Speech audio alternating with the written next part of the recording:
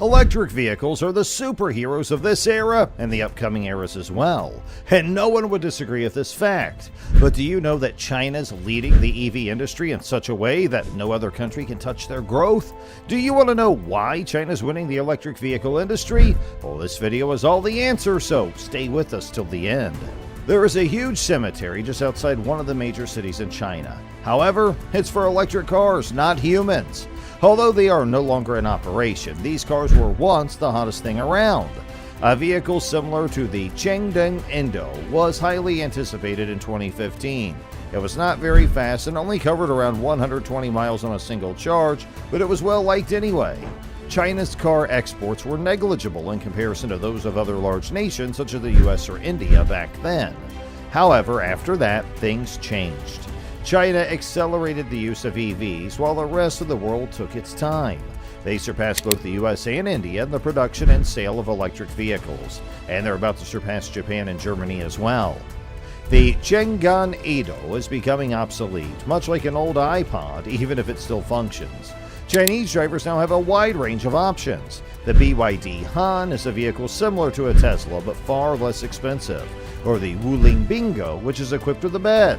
Another option is the $5,000 Hongguang Mini, a compact vehicle.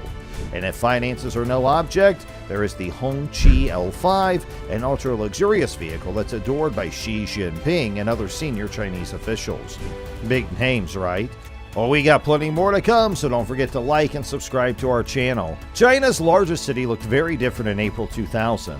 There were not many vehicles, but there were plenty of scooters, buses, and bicycles. There were only roughly 4 million cars on the road, despite a population of 1.3 billion people. That figure is a significant decrease from what the US had in 1910. However, by 2005, things had drastically changed. The number of cars on city streets had more than tripled, and car ownership was widespread. China was now faced with a major issue of oil.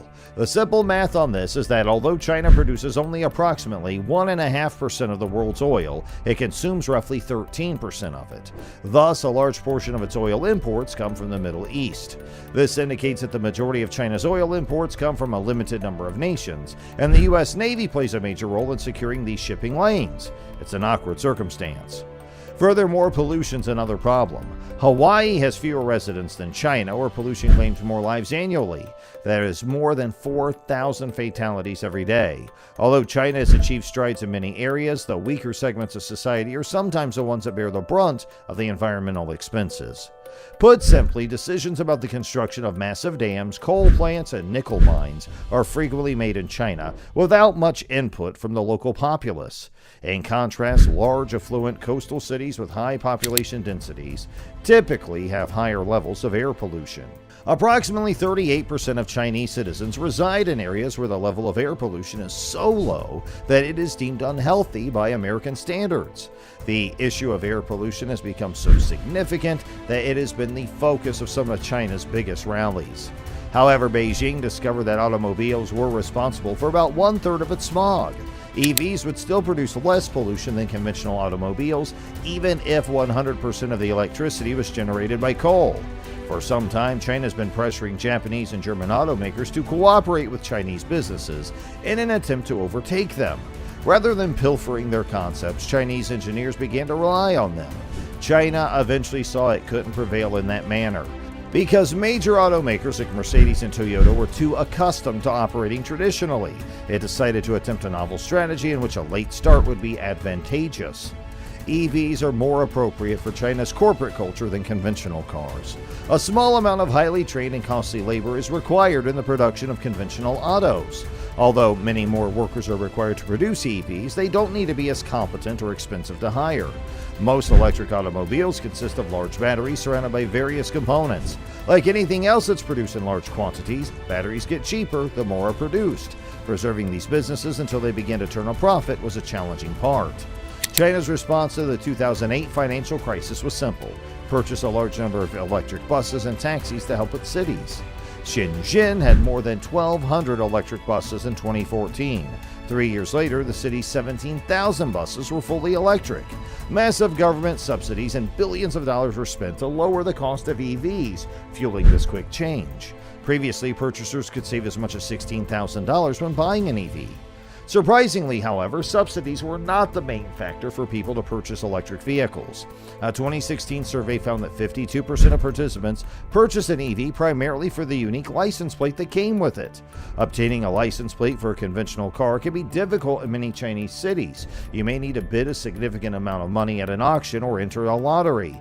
However, purchasing an EV comes with a green license plate, which is equivalent to a golden ticket.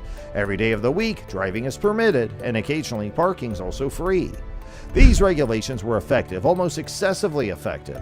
As a result, hundreds of Chinese companies were producing nearly identical electric car models. It seems like there's a Tesla rival in every major city. Rather than allowing the greatest cars to triumph, every community was too preoccupied with promoting the success of its car maker. This resulted in Chinese consumers having an absurd amount of options. For instance, Tesla produces the majority of EVs in America.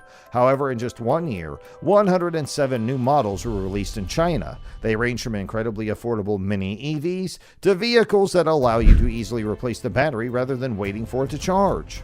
But even for a large nation like China, 500 companies producing EVs were simply too many. In 2016, the Communist Party took a unique step and increased the degree to which capitalism dominated the economy. In China, subsidies for electric cars have been phased out progressively, and local governments are no longer permitted to favor one firm over another. Simultaneously, the Chinese authorities took an unexpected step by welcoming a foreign rival, Tesla. Tesla was able to construct a massive factory in Shanghai on its own without the assistance of a Chinese partner for the first time. That's not all, though. China also unveiled a California-inspired credit system. Nowadays, the sales of EVs must equal the sales of traditional cars for every automaker. They'll need to purchase credits from other businesses if they fall short of the goal. Selling these credits brought in around $1.6 billion for Tesla in just 2020. Tesla benefited greatly financially from this. Without it, the company would have lost over $1 billion that year. Thus, the Chinese government gave Tesla a significant boost, bolstering its strong brand, while Chinese enterprises were left to fend for themselves. They even began a price war by slashing the cost of their best-selling models. Approximately 80% of Chinese EV companies failed within a few years due to their inability to keep up with the market. And one of the most well-known Chinese brands, NIO, lost money on each vehicle they sold. However, there was a purpose to this difficult time. Those who survived are today doing well. Approximately 40% of all new automobiles sold in China today are electric. Furthermore, BYD, a Chinese business, outsells every other brand from 2nd to 7th position combined in terms of sales of electric vehicles. Therefore, even though the rivalry was fierce, it ultimately strengthened the Chinese electric car market. Hey, do you think someone will be able to overtake China's supremacy in the EV industry? Please do share your opinion in the comment section below. And if you enjoyed watching today's video, don't forget to like, share, and subscribe to our channel.